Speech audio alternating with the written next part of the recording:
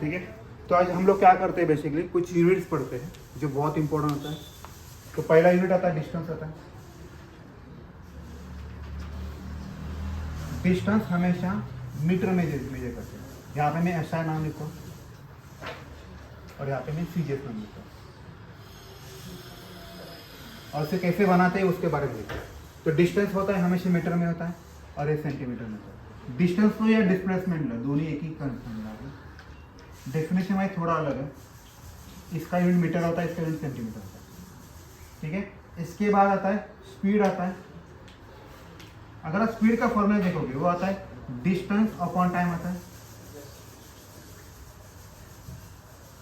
तो फॉर्मूला बनाना है आपको, यूनिट कैसे बनेंगे, डिस्टेंस किस में मेजर करते हैं, मीटर में।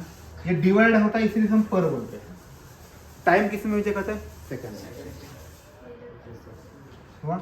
तो सीजीएस यूनिट का आपको इसका उल्टा छोटा करना है। मीटर का क्या होता है, सेंटीमीटर होता है, और सेकंड का कोई छोटा नहीं होता, तो सेकंड ही होता है। तो ऐसा यूनिट समझना। ओके। इसके बाद आता है वेलोसिटी आती है। इसका डेफिनेशन है डिस्प्लेसमेंट अपॉन टाइम। क्या है, डिस्प्लेसमेंट अपॉन टाइम। डिस्प्लेसमेंट किस में मेजर करते हैं, मीटर में। ये डिवाइड है इसलिए हम लोग पर बोलते हैं। कभी कभार बुक में कैसे लिखते हैं पता है, मीटर लिखते हैं, यहाँ पे मल्टीप्लाई का साइन होता है, डॉट होता है और -1 होता है। ये और ये एक ही है, अलग नहीं है। 1⁻1 होता है ना, जब डिवाइड वाला फंडा, मतलब 1/t आता है। I can write as t⁻1। तो 1/t इसको हम लोग ये वाला लिख सकते हैं। तो एग्जाम में ये दिया तो कंफ्यूज मत होइए।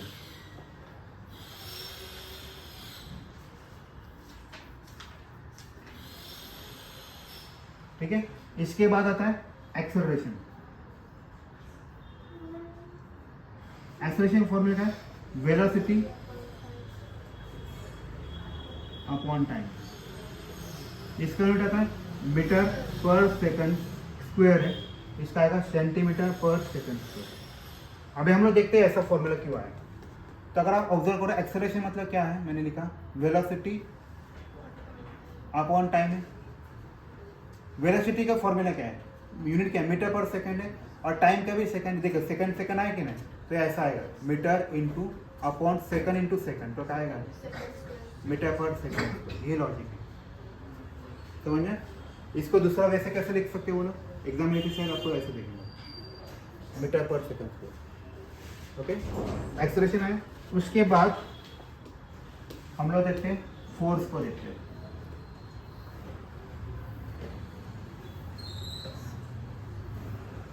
इसका फॉर्मूला क्या आएगा, यहाँ पे फॉर्मूला लिखता हूँ, यहाँ पे SI लिखता हूँ, यहाँ पे CG। फॉर्मूला क्या आता है फोर्स का, मास इंटू एक्सेलरेशन होता है। तो ये आएगा kg मीटर पर सेकंड स्क्वायर, बराबर ना। मास का क्या है, kg है, एक्सेलरेशन मीटर पर सेकंड स्क्वायर। लेकिन इसे ढूंढा किसने, न्यूटन ने ढूंढा, इसीलिए इसे न्यूटन लिखा है। और इसका सीजीएस यूनिट क्या आएगा, डायन आएगा। उसका रिलेशन भी इंपॉर्टेंट, एग्जाम में पूछते हैं, 1 न्यूटन इक्वल 10⁵ डायन। फोर्स हुआ। इसके बाद आता है प्रेशर आता है। प्रेशर का फॉर्मूला क्या है पता है, फोर्स अपॉन एरिया होता है। फोर्स मतलब क्या होता है, अभी फोर्स का मैंने बताया क्या आएगा, न्यूटन आएगा। एरिया किस में मेजर करते हैं हम लोग, कभी देखिए मीटर स्क्वायर में करते हैं। न्यूटन पर मीटर स्क्वायर को उन्होंने पास्कल में ढूंढा, इसीलिए हमने इसको पास्कल लिया। इसके और भी कन्वर्जन है, बार है और 2-3 ऑप्शन है, वो भी है, लेकिन इसका यूनिट क्या है, प्रेशर। ऑल सेट है, कोई कटआउट है। ओके।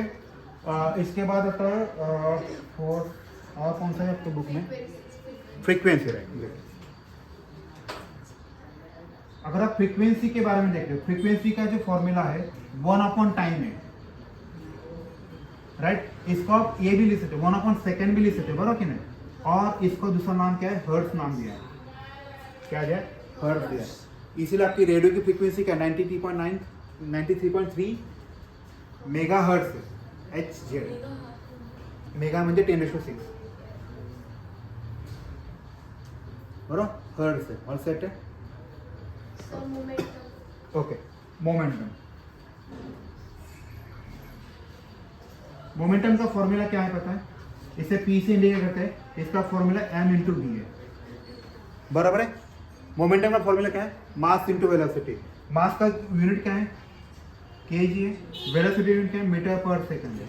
अगर हम इसके सीजीएस में जाएंगे तो ग्राम सेंटीमीटर पर सेकंड। और कौन सा है क्या, फोर्स बताया, वर्क ओके वर्क का देखते हैं। वर्क है क्या आपको, वर्क क्या आएगा, इसका फॉर्मूला क्या है, फोर्स इंटू डिस्प्लेसमेंट है। इसका यूनिट बनेगा, फोर्स यूनिट होता है न्यूटन होता है, डिस्प्लेसमेंट का मीटर होता है, लेकिन इसे ढूंढना जूल में। इसका सीजीएस यूनिट होता है अर्ग होता है। ये भी एग्जाम में पूछते हैं, 1 जूल इक्वल टू 10⁷ अर्ग होता है। और कौन सा है, वर्क होता, ठीक है। पावर है,